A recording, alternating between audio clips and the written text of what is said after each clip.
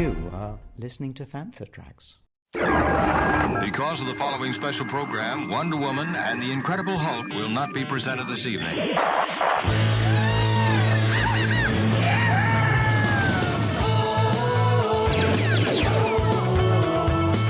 a panther. It's time to get all your Star Wars news in a single file. That doesn't sound too hard. This is Making Tracks. This is the way. Here are your hosts, Mark Newbold and Mark Mulcaster. I know these people. They are brutal. Does this look Jedi to you? That's not how the Force works. They'll never see it coming. You're listening to Making Tracks. I'm your co-host Mark Newbold, and joining me as always is, he's sitting right opposite me so he can say it himself. It's Mr. Mark Mulcaster. How you doing, man? I've just run upstairs, I'm out of breath. That's the I followed you, so I'm out of breath as well. Yeah, not too bad. Kind of getting over the con crud, as they say, from MC in Birmingham last weekend. Yeah. But we are here in the palatial Fordingbridge Town Hall. We are. At the top, the very top of the tower. Yes. And we're here for Thank the Maker. Yes. Which is midway, or almost midway, 2 panels, so a third of the way through. Yes. I've done a panel. You haven't done a panel yet. Not yet. I'm on in 15 minutes. But Pablo Hidalgo's done a panel, so... And what a panel. That was good, wasn't it? It was brilliant. Pablo and Neal Scanlan, who's literally just signed some posters and had to leave because he's got other duties on today. Let's not forget, we are still in the midst of filming Starfighter. Was there a rap party? There was a rap party, but I think they are still filming for another. I think they don't finish till like the 19th of December or something. Yeah, that's... Yeah, so, taking it all. It's difficult to get venues at Christmas. That's what it is. But totally, yeah. And also the thing is, I know how it is. Like, it's very easy for a film schedule to slip and slide by a week or 2 weeks and that. So they might have actually intentionally done it at the end of what would have been the wrap, but maybe there's just things have been delayed and overran, and so therefore it's it's just running on. But Christmas is very rapidly approaching. So rapidly approaching. I haven't wrapped a thing. Or even indeed bought a thing. No, neither have I. But that's good because me and Karen are like, right, we're going to Disneyland Paris, so that is our Christmas present to each other. Yeah. So, but I have actually bought her some stuff. Yeah, typically, I've bought Ruth something, but don't tell her. Yeah. Shh. Anyhow, that's all right. Ruth and Karen never listen to this ever. Otherwise, we'd be in so much trouble. I was going to say the amount of stuff we've bought and talked about on this show would not end well. So. Two panels in. Yep. We've got a stunt panel next, myself and Matt Sterling. We've got Martin Rezard, we've got Jake Davies, we've got Kevin Jenkins as a late guest arrival. Yeah, last minute talking about all of their departments, production design and so on and so forth, and concept design. And then as well as that, we have got Sonny Merchant, who I'm speaking with about the props department, and then you're speaking to Brian Herring, Lee Towersey and Oliver Steeples about droids. Yes. So the multifaceted world of droids, because we've got Brian Herron, who was for BB-8 Puppeteer. Yep. And then also we've got, like I said, Lee and Oliver, who were droid builders. Yeah. So kind of different disciplines, but under the droid umbrella. So that should be interesting. Yeah. As long as it doesn't break into a fight, we'll be fine. Oh, yeah, I'm sure you'd break it up anyway. It's all good. Events like this isn't a regular convention. This isn't for example, I was fortunate enough, and some of the episodes have already gone out on Making Tracks, at Hearts Comic Con a couple of weekends ago. Yes. Doing panels with some of the gentlemen from the original trilogy, with Tamura Morrison. Great fun. And you're talking with actors about their time on the set and their time in the role. Yeah. But here, we're interviewing people who built the characters that they play, if that makes sense. Yeah. It's a very different perspective on the show. It is, and I mean, it's kind of what I think Dave's ethos was always at, really, wasn't it? It was like, everybody focuses on the characters and the actors and the talent, but then, you forget about all the blood, sweat and tears and sleepless nights that go into actually bringing those and realising those characters onto the screen. So it's a really nice idea, and we did it for Anmore, and that was really successful. So Thank the Maker, I think, is now the new strand. I think that's the new branding for hopefully other events going forward. Yeah, exactly. Just to say, we are in the dressing room at the moment. We may see things that no man should ever see, or woman indeed, but thankfully this is a podcast, so we're safe. The process of making these films, the process of the departments that overlap and cross over each other, one of the things I find fascinating is when you're talking to somebody like Neal Scanlan, and he'll talk about BB-8 like he just did, And then he points to the back of the room, and there's Jake Davis, who drew BB-8 and sort of crafted BB-8. Yeah. And then there's Brian, who helped with Dave Chapman bring BB-8 to life, along with Matt Denton and the other members of that team. A show like this is unique in that you couldn't even really do that at Celebration. No, I mean, I think it is difficult, because actually what's quite nice is that, the panel that I hosted with Kieran Shah and Kate Coleman at the beginning of the day. Good panel, by the way. Thank you.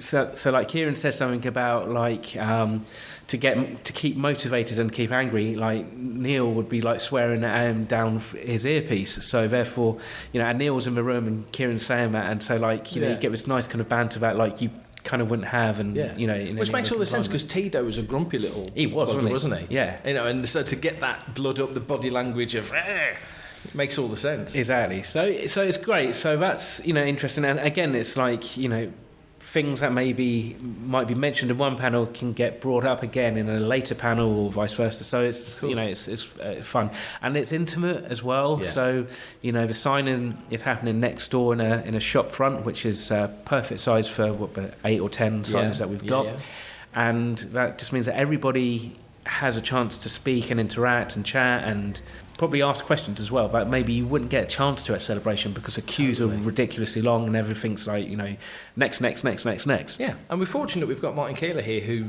literally runs the main stage at Celebration. Yes, exactly. Running the stage at Thank the Maker. Yeah. We're very fortunate, but they're very different because a panel at Celebration would be rehearsed, the questions would be checked. It's not a free-flowing... that just makes me think, what about whatever? I've got Matt Sterling next. I've never met Matt. He's downstairs. I should introduce myself, really. Probably. I've never met Matt. We're probably going to go on stage as complete strangers and hopefully talk for 45 minutes about something I don't know a huge amount about, the stunt department. But I'm really curious to learn more about how he would get into the role, what his requirements were on the project, health and safety.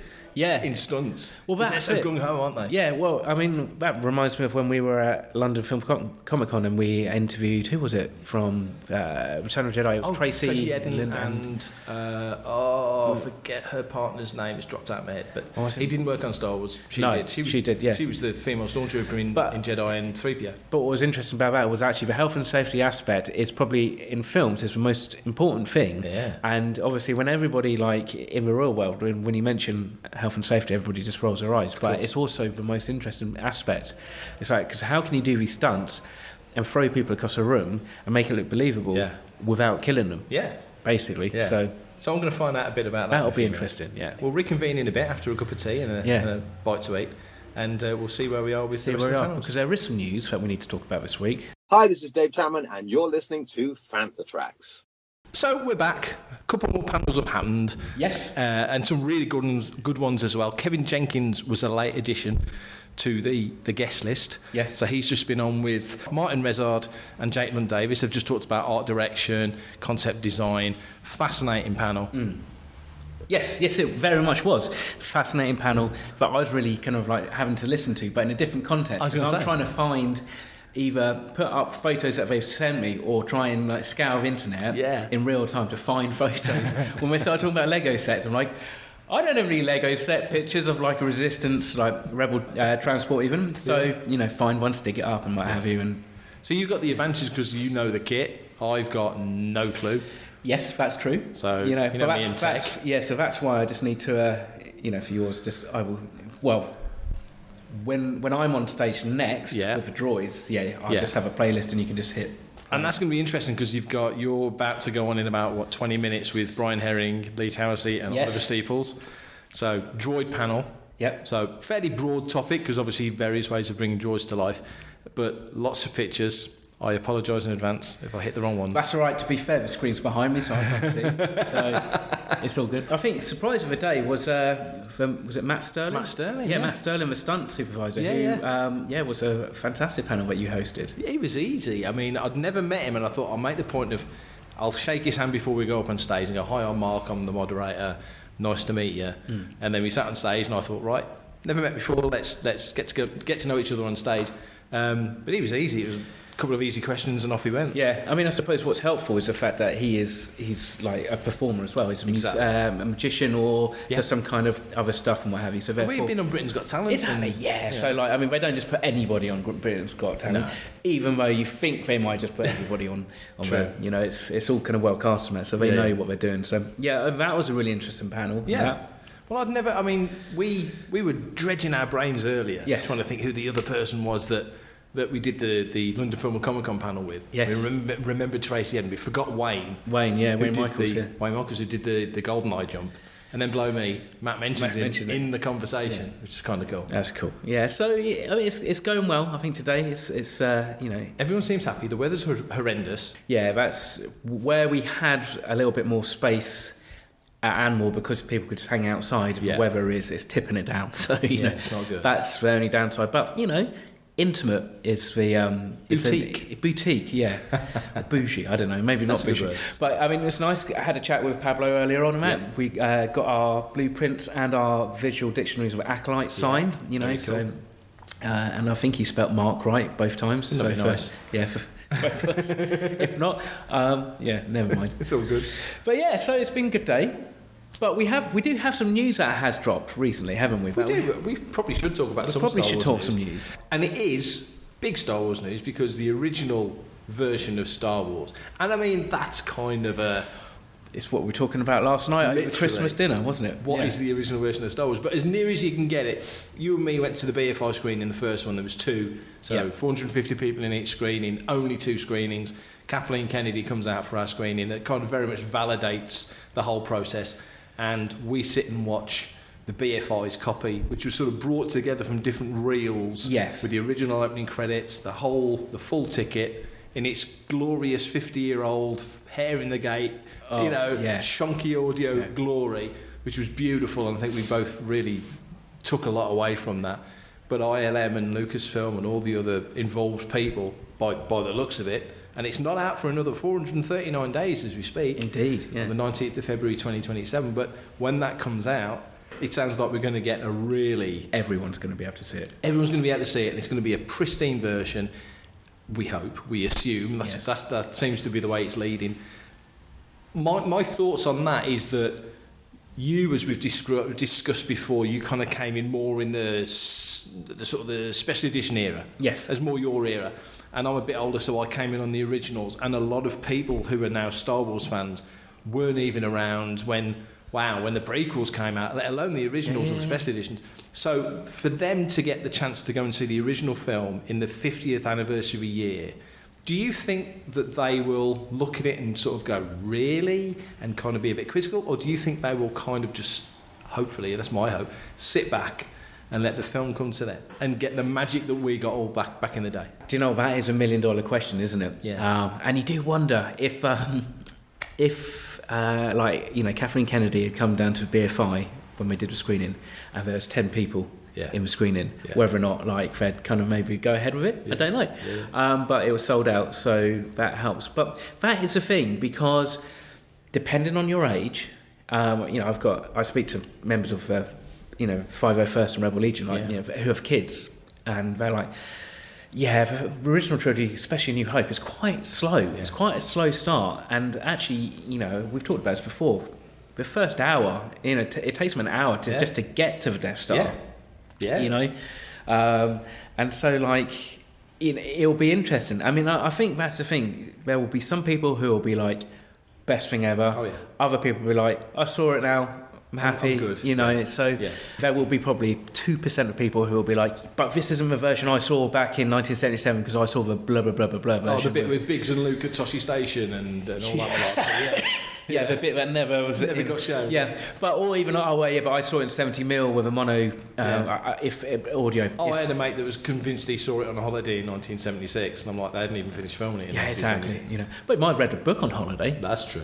So I think, for us, for fans, everywhere, I think, what else can you do? Really, for the 50th anniversary, there is nothing else you can do. You've already done the 4K release of the Saga films with the HDR, and that came out a couple of years ago. And we won't go into kind of my thoughts on the actual visual treatment of that as such, because it wasn't, I don't think, handled very well.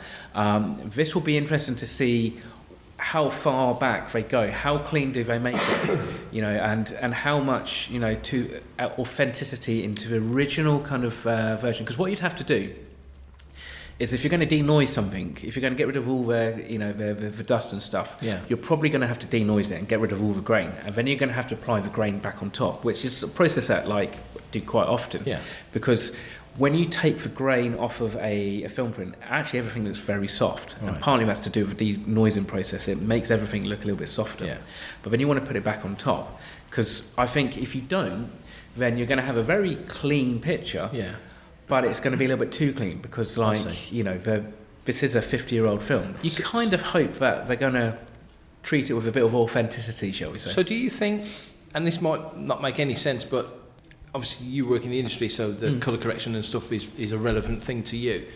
You know, brown coat Han Solo, blue coat Han Solo, Hoth Snow being blue. Do you think you could have an instance in the original Star Wars where it is corrected, waggle the air quotes, back to how it should have been back in the day? There was limitations on how it was presented to an audience, a general audience, that you could go and look and go, wow, you know, I never realised that thing was that colour, or that thing was that colour.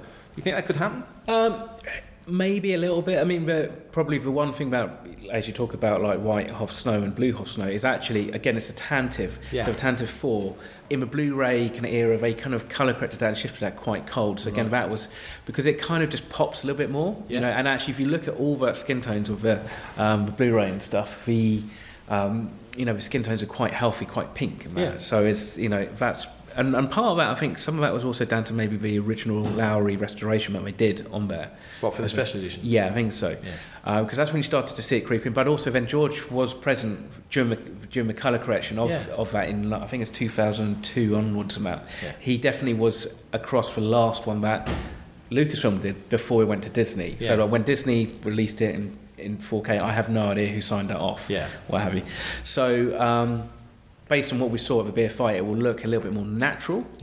But so it might mean actually it might look a little bit more kind of like muted and a little bit down to earth. So when they do that, when they make that correction, and then we pitch forward another 3 years to Empire 50th, which there's no, obviously Empire 50th celebrations won't be anything like Star Wars, because Star Wars we're celebrating the saga. It's a different thing. But do you think then that they do a correction there? What I'm getting at really is, will it make the trilogy look particularly different aesthetically, or will it you think it'll be fairly sympathetic? It won't. I think so. I mean, the thing is, I do wonder. I mean, I know they haven't said anything, but I wonder if they put the whole trilogy out on the 50th, like bit like they did with Special Edition. You know, one every 2 weeks. Sort of thing? One every 2 weeks, or one every 6 months or something. You know, I mean, because.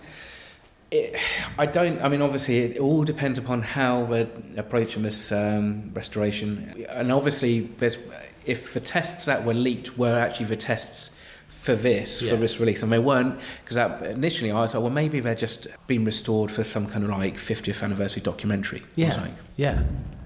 But then you kind of go, well, maybe then actually they could, you know, they're going to probably do all three. We're going to have them all lined up. It would make sense to do. It would make more sense, I mean, because this is a thing, like, I think as much as Empire and Jedi, the 50th anniversaries are going to come up, and they're going to be big things for us the fandom. Whether or not it's going to have the same impact with the general population. It's the same logic as we celebrate May 25th, but everybody else in the world celebrates May the 4th. Exactly, So I wonder if they're going to do that. And then, because I think the biggest thing is that, like, I think with A New Hope, you get away with so many imperfections in the VFX because it's on space. But you remember what Empire Strikes Back looked like before they cleaned up the snow speeders. Before they cleaned up all the matte lines. You can see through them. Exactly. And whether or not actually, again, it's whether or not somebody takes a step back and goes, do you know what? We can clean this up, but do we leave the garbage mats around the TIE fighters flying past the executor? Or do we go, do you know what? Let's actually kind of keep some of the special edition stuff in, just so that actually what people are getting is almost like an idealised version. That's a really good point. Back. So it'd be interesting to see what happens if that comes out. No, that's a really good point, because that would be to somebody who's watching it for the first time, like you say, seeing through the snow speeders, the black lines on things, Luke hanging off the bottom of Cloud City, the black matte lines around it. It's just, that was as far as the technology could go. It would really be jarring. That's a great point. I think so, and I think that is kind of a risk, because that was the biggest takeaway I had from the BFI was when I came out, I was like, wow, I've forgotten actually how good some of that VFX is. Oh, yeah. Now, obviously, like the land speed and the Vaseline on the bottom, just to try and get it to float, that looks hinky as hell. Sure. But that's like a couple of shots. But we know that, don't we? We know that. Yeah. And also, it's kind of like, you can go, well, actually, it's, you know, it's a couple of shots. Yeah. We're not basing the whole of the scene around that. Yeah. So you can kind of... And it still won an Oscar for Best Visual Effects. Exactly, yeah, and people need to remember that. Yeah. So yeah, it's going to be exciting, and I hope that everybody makes a big deal out of it. But it's still a year away. We've still got 2026. We've still got Mando and Grogu coming. I mean, that's racing up towards us. So that's hugely exciting that we're getting back into the cinematic era of Star Wars again. Yeah, that's cool. You know, we're getting close, and it's interesting because I mean, we've had the theatrical trailer we've had a trailer, haven't we, of Mando? But like, again, it feels like it's a bit understated. It's like, you know, whether or not everything's been held back until the new year and maybe closer to it, and suddenly there's going to be just Mando. I mean, I actually saw the other day on my way to work, there was a vitamins poster with Grogu in it for well kids. Yeah, vitamins and that. I'm like, right, this is when it's starting, isn't it? You know. So that's true. And put Grogu on different things because he's on pretty much everything now anyway. Exactly, that's the thing. So we've got to find more licensing opportunities to stick the little green guy on. So. But I think with Mando and Grogu especially, once you get to the 50th and you, as we just said, re-release the original Star Wars, that's going to cause a lot of fuss and get a lot of attention. And then we get past May 4th, huge deal. May 25th, for us, huge deal. Yeah. May 27th, Starfighter's out. Monster deal. Yeah, I think really May 27th, the first half, especially from maybe February right through to June, really. That's our time. It's just Star Wars. Yeah. And I think there'll be some people who'll be like, oh my God, just get over it. One of the things we always said when we talked about Last Jedi and then Solo coming out, and Paul Solo got caught in the backwash. Yeah. Not only of the negativity of Episode 8, but also, you know, Deadpool 2, Infinity War, Ready Player One. It was in a monster sort of time period, blocked in, and got lost in the mix. So scheduling wise, that was a disaster. But now you look at where they're placing Starfighter, and you suddenly think, oh man, they've completely teed everything up they could. If that film doesn't do really well, I'm not talking billions, if that film doesn't do really well, you can't blame Lucasfilm, you can't blame Disney. They've absolutely put it plumb on the tee and said, smack that with an iron. Exactly. You kind of think on paper, really, you know, but. And Sean Levy's kind of saying, oh, it's a new era and all that kind of stuff. It's given it the best chance possible, really. So I think part of it's going to come down to obviously the marketing of it, how it gets marketed, how enthusiastic the cast and the directors. Exactly, yeah. And then also probably how enthusiastic the fandom gets with it, because that then will trickle out to you know, if I'm excited, then like my colleagues at work are more likely to go and see it. Yeah. If I'm like, that's all right. Yeah. Then they'll be like, if Mulcaster's not into it, then maybe I won't bother. I'll wait for it to kind of come on. And of course, Disney Plus. Disney Plus, and next year you've got Project Hail Mary with Gosling and ILM and all the others made here at Parliament. So there's all the other elements of that. So it does feel like there's lots of things that if they just tee it up right, could totally set the stall for exactly. And because I think we've had 5-6 years I think of a lull, which I think actually sometimes isn't necessarily a bad thing. Hurt. No, I don't think so. Sith to Force Awakens, did it? No, not really. You know, but I wouldn't want to go like 10 years. No. You know, but I think it gives everything a chance, because that's the thing. You know, you forget how intense it was between Force Awakens to Rise of Skywalker. Oh yeah. Bang, bang, bang, bang, bang. All these films. So it's actually quite nice to have a bit of a lull, bit of a quiet down about. Makes us, because we're all talking about, oh God, can't wait for Star Wars to get back into cinema. So that means it's pretty full on though, isn't it? Exactly. So it means that we're going to get excited about it, and then we won't be so overcome and almost just bored of seeing all the merch in the stores, because there isn't really much at the moment. No, it's hardly anything. So it's nice now. It's nice almost to get that feeling back. Well, actually, oh my God, there's Star Wars in the shops. It's everywhere. Yeah. And it's all reduced and stuff like that. Yeah. Not so good on that. We better get back downstairs. Yeah, I've got another panel to do. You are doing the panel with Lee, Oliver and Brian. Yep. Any minute. I've got my panel with Sonny Merchant coming up to wrap up the whole show. Yeah. So let's reconvene in a bit. For everything in one location. Daily news, reviews, interviews, podcasts, video and social media feeds. Bookmark FanthaTracks.com for Star Wars news 24/7, 365.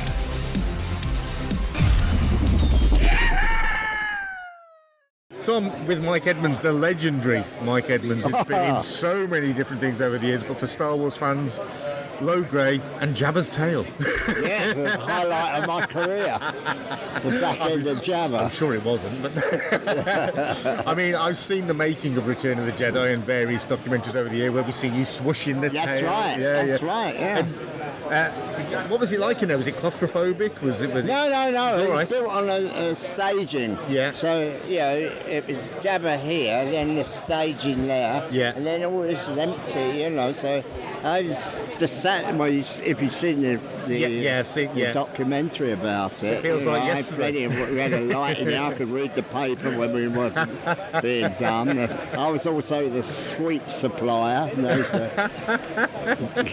had the opal fruits with you, did you? And pass it on to the other two guys doing the arms. Yeah. Now, obviously, there was loads of Ewoks in Return of the Jedi. Yes. So when the action figures came out in 1983, the first two Ewoks that came out, there was yourself and Chief Chirper. That's right. When you saw the low grey action figure, I bet you thought, wow, this is so cool. Yeah, I've got one at home. I bet you've got at least one, yeah? Yeah. So what was that costume like? Was it hot?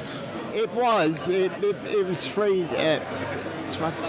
layers. Yeah. We had the base layer, which went against my skin, was like a pyjama, thin thing, which could come off in the end of the day and be washed. Yeah. And then it was all the lumps and bumps. Of the to create the body of the body, Ewok. And then lastly, the fur. Which they zipped up at the back. I don't know. But also was the head. Yeah. The head goes on and things like that. But the main problem we had at the time was seeing out the eyes, because the perspiration of us and the sweating, they kept steaming up. And they tried several things, but the only thing which worked was the dressing people would smear the inside of the eyes with washing up liquid. Really? Just do it. Thin layer. Not against my eyes. My eyes wasn't against it. But you don't want that. No, Yeah. And you've been in loads of other things over the years since Return of the Jedi. So some of your favourites. Yes, you were Men Without Hats. Safety dance. They've become very popular again at the moment. They've got new albums. They still are. They're still touring at the moment. I'm still in touch with them. The guys. Maybe they'll do a surprise one night and have you out on stage. Well, I don't think I can do much. I'm in a wheelchair. That's just being there would be nice. Yeah. So videos. You've been in loads of films. Plays from Royal Shakespeare Company. Do you enjoy the theatre work? Not now. I don't. No, you're retired from that now. But this time of year, I've been panto or something. Is that good fun? Great fun. I worked, in the West End with Cilla Black and people like that. It's just nice. It's lovely. And what of the other films that you've been involved with over the years? Is there anything that sticks out as a particular favourite? Well, no, I mean. The first one I did was, and that's how I started in the theatre, was in the films. I mean, it was a film called Black Jack, directed by Ken Loach. Oh right, okay. Ken Loach did it, and he used just normal people. The kids in it were just from the local school and stuff like this. Yeah. And that was the first thing I ever did, and it was through working on that, and I got that through answering an ad in the Stage newspaper, where they wanted little guys for a film, in Yorkshire. Yeah. And so I applied. I went up to London for an interview. I never told anybody, not my parents, because I was living at home then, or any friends, because I didn't want to look at Charlie if I never got it. And they said, oh, well, you weren't good enough, and things like that. And I got that, and then an agent was working, had other people on the film, asked me if I wanted to be on his books, and then I had to make a decision then, whether to carry on being a film actor or doing my electrical work. Oh, is that what you were? You were an electrician? I was a service engineer for Philips. Yeah. In the factory, in the any stuff under guarantee, I used to repair it, and send it back. But nowadays I just send a new one out. It's cheaper. How long did you do that for? Well, on and off about 10 years. Oh wow! Okay. Not only food. Can't say it, but the company I said. and other companies. Yeah. Yeah. Oh, brilliant. So no regrets going into the acting world. No way. No. I've come a long way. I've been all over the world. Yeah. You've travelled, haven't you? Yeah. Any particular favourite places you've been to? Yeah, I know them all. America, Canada. Yeah. The Redwoods, I would imagine, were quite nice to work in, weren't they? Redwood, yeah. Except there's lots of midgy things and ticks who you have to be careful of. Getting on your legs and things like that. Was there anybody on Return of the Jedi that you really enjoyed working with? They're all fun, They're all fun. I'm still in touch with some of them. Yeah. And the little guys, because the main guys from England, when we filmed over there, we used little guys from there. They only took the main guys like myself and Warwick. And Kenny was there, obviously. Kenny, and things like that. Yeah. So, that was the start of Warwick's career. So he was 11 then. And I used to sit with his mum and dad, and he used to trot off and do his bit, and then they'd ask me to go on and do mine. And that was all down to his nan seeing something in the paper, wasn't it, I believe? Well, that's right, And he's done really well, hasn't he? He's done well. He's done well for himself, And so have you, sir. You've had a great career. You've seen things that you wouldn't have seen. Well, that's right. I say that. I've been so lucky, And I've seen you over the years at different events. This is a nice event. This is the first one I've done for quite a few months. I think I saw you at Echo Base one year in Reading. Was it? Yeah. Was I there? Yeah, you were there. This is what happened. I saw you. Definitely there, Mike. More or less saying, do you remember me? No. I don't remember me. No, you know what I mean. Was I there? Yeah. Well, it's been brilliant chatting with you. Oh, good. I hope it helps you out, whatever you do. Yeah, brilliant. Thank you. Hi, I'm Duncan Poe, and you're listening to Fantha Tracks. So we've just had two more panels. Two more panels. We had, we had me and Brian Heron, which is the first time I've spoken to Brian, and Lee Towsey, that is, and Oliver Steeples. I always forget, actually, that I need to introduce Oliver and Lee as Oliver, and Lee Towsey, Matt. Yes. Because I always kind of just go, Lee and Ollie.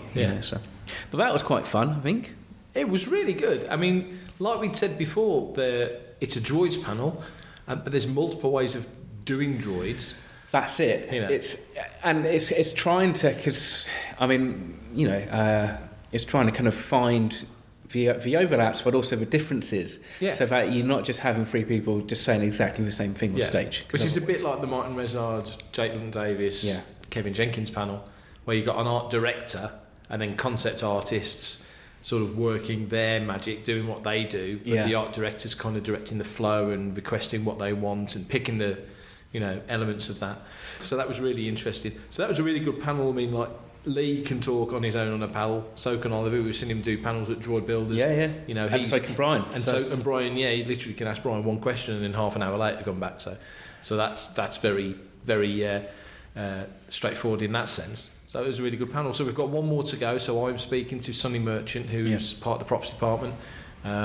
So that'll be interesting because I've not spoke to Sonny before, and I don't think I've spoke to anybody in props before, not from my best recollection. So that'll be a learning curve for me. Yeah, because I did set dress, didn't I, for Anmore, which was interesting. So So what's your angle for this one then? Is it just a general kind of understanding of? Yeah, how do you get into this field? Yeah, you can imagine, talking to Matt Sterling earlier, and it was like, when you grew up, did you want to be a stunt guy? And I'm half expecting him to go, I was the kid that watched the fall guy and threw myself over the sofa. But actually, no, I was an actor, and then I worked in dance, and it was all the things you wouldn't expect. But actually, as he talked it through, you realise everything that he'd done was a grounding for what he ended up doing, and to give him a better understanding. With Sonny, I don't know, so we'll find out in a bit. But, how do you get to the point where props is the direction that you want to go? But he was on set on Force Awakens, and he's handing Daisy Ridley her staff, or Daisy Ridley the blaster, or Daisy Ridley the Harris wrench, whatever it might be. He's the guy that's there making sure it's on hand for her to do the same. So it'll be interesting to see what happens. What else is coming up? We're near the end of the year, aren't we? This is pretty much the last event. It is. Yeah, it certainly is for me. So it's been a busy year. It's been a good year. Got out to a lot of shows.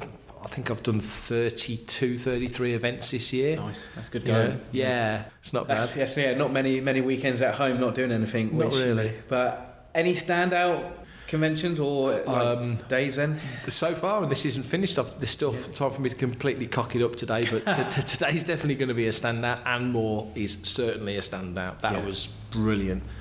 Just the concept and the way it was executed and everything else we did. Yeah, it's been a very solid year. Hearts Comic Con was fun. Star Wars Fun Day is always, dependably good. The first of the Festival of the Force events, and there's been 2 of those this year, and we've got another one coming up in January. They were both really enjoyable, and in different places. One was in Newark and the other one was in York, which is not places you normally go. No. So they were really fun. I think probably this year I've done more interviews on stage than any other year, which has been enjoyable. That's cool. Yeah. And I do get a kick out of doing that, so that's been fun. It's been a very solid year, and also, as we said earlier, it's a year before we get back to cinema. So next year is going to be another beast entirely. So how about yourself? Yeah, just trying to think. It just feels like a kind of a blur. MCM Birmingham last weekend was good fun. Yeah, and that was a big show. I don't think it's been that big since before the pandemic. Definitely not.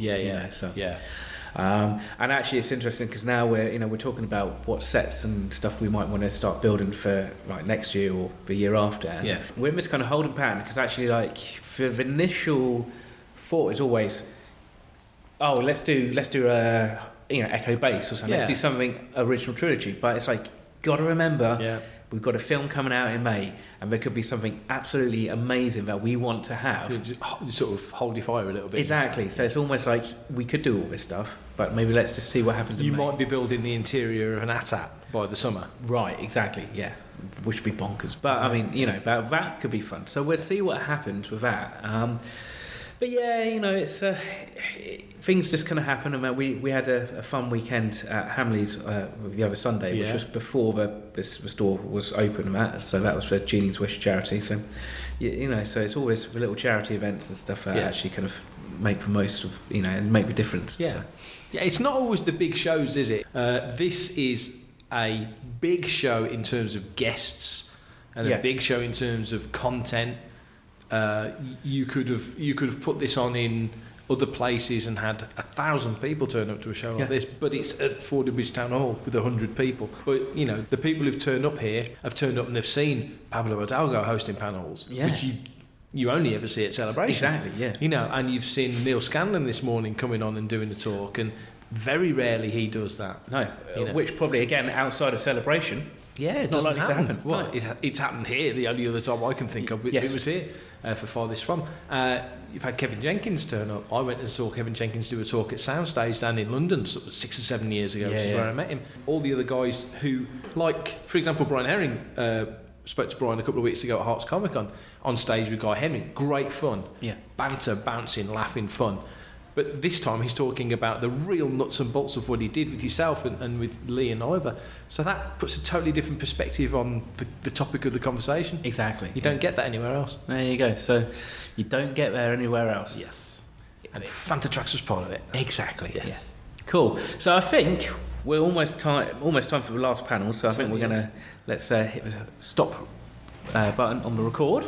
And in fact, actually, let's carry on. So look who it is.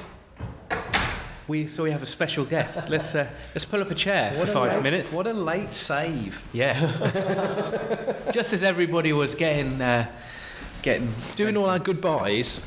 Hello, Gus. Hey, how you guys doing? Very good. Yeah. How's life with you? How's good? I was just on the phone for the prop store auction, so I was bidding on a lot. Yeah. Did you win? I did at the reserve price, so I'm very happy. Very sweet. Yeah, very good. Yeah. You did a panel here last night. Yes. The very last Farthest From the Christmas meal, the Force Awakens locations. Yes.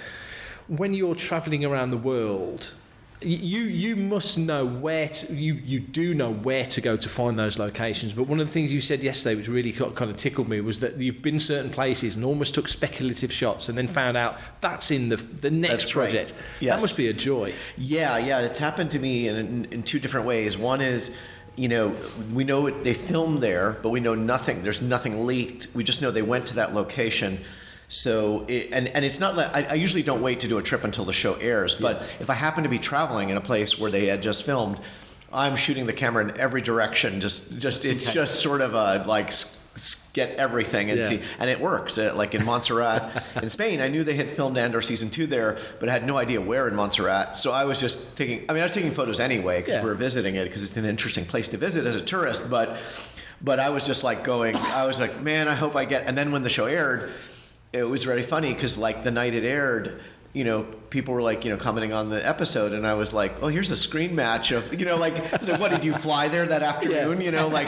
But I happened to have been there, and so is this man psychic? Did that a number of times during the Endor season 2. It was really funny. Where Greenham Common, where they did, they reused that base for Saw Gerrera's base in Endor season 2, and had been used in Force Awakens and Last Jedi. But I had been there for Force Awakens. We had been there, right before Celebration Europe, and so I already had shots of it and was able to match. And I'd taken so many photos, I could get the same angles they could get. That must be so cool going through your gallery. I've got that one. Yeah, I got that one. Yeah, there were a couple other examples where I just happened. I travel a lot, so they, it airs on the episode, and I'm like, oh, I just happened to stumble onto it because I've been to that place. And I took a photo.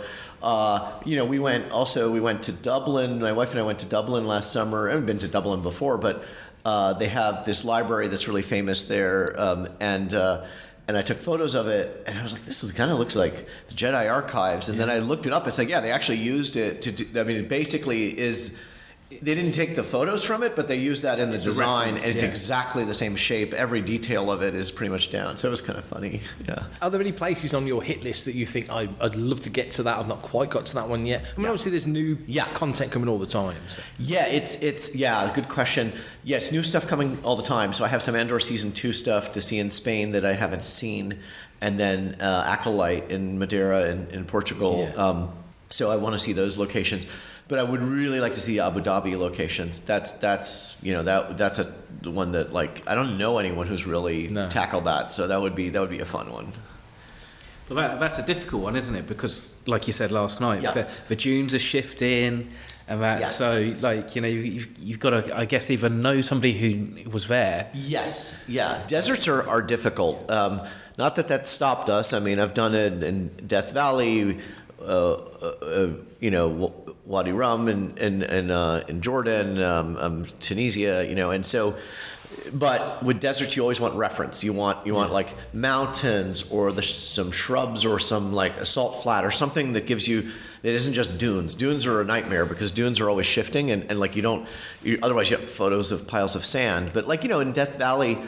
In the United States, they did a lot of shooting in Death Valley for the first movie, but you see when R2 sort of goes off to where it's mountainous, was shot in Death Valley, and you can use the mountain line to sort of, the dunes have shifted, but that sort of doesn't matter. You can find dunes that look sort of similar, and then you have the mountains exactly as it is in the film. So, yeah.